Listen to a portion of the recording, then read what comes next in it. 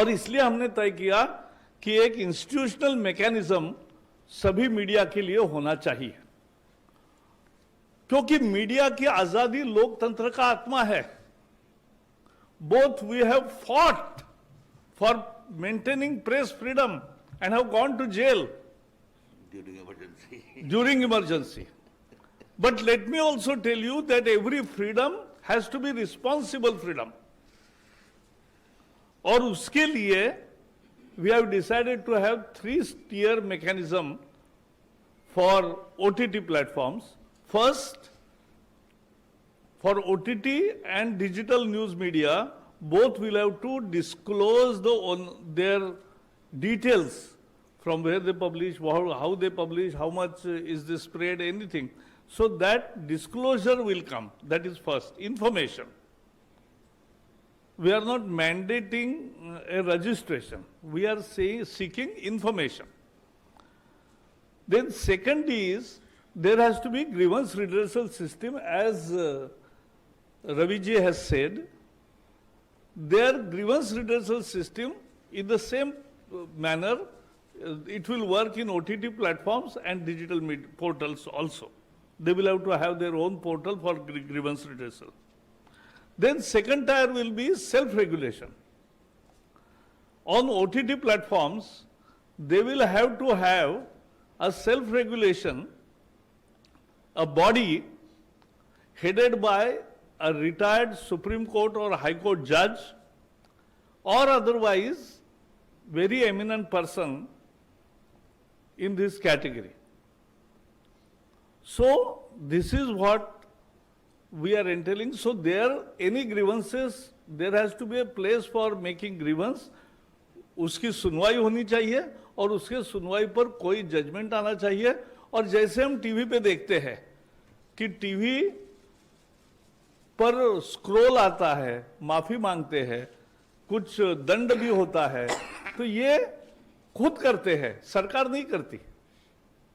तो वैसा ही हम करना चाहते हैं कि ये होना चाहिए। और तीसरा, एक सरकार है तो सार्वभौम सरकार होती है, सॉवरेन सरकार होती है, तो एक ओवरसाइट मैकेनिज्म भी होगी, जहां एकदम तुरंत फैसले भी करने पड़ते हैं, कोई बहुत बड़ा पेंच तैयार हुआ तो ये ओवरसाइट मैकेनिज्म रहेगा। और ओटीटी प्लेटफॉर्म में एक और है कि अभी सेंसर बोर्ड होता है फिल्म वालों को, लेकिन ओटीटी को सेंसर बोर्ड नहीं है।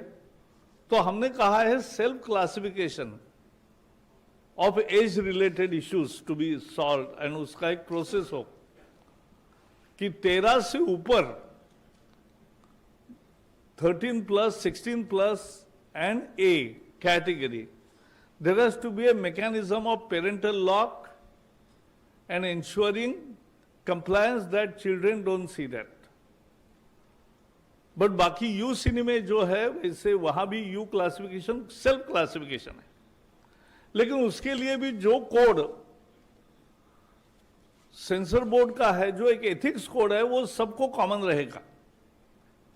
और इसलिए वो रहेगा। लास्ट में मैं इतना ही कहूंगा कि जो डिजिटल मीडिया पोर्टल्स है,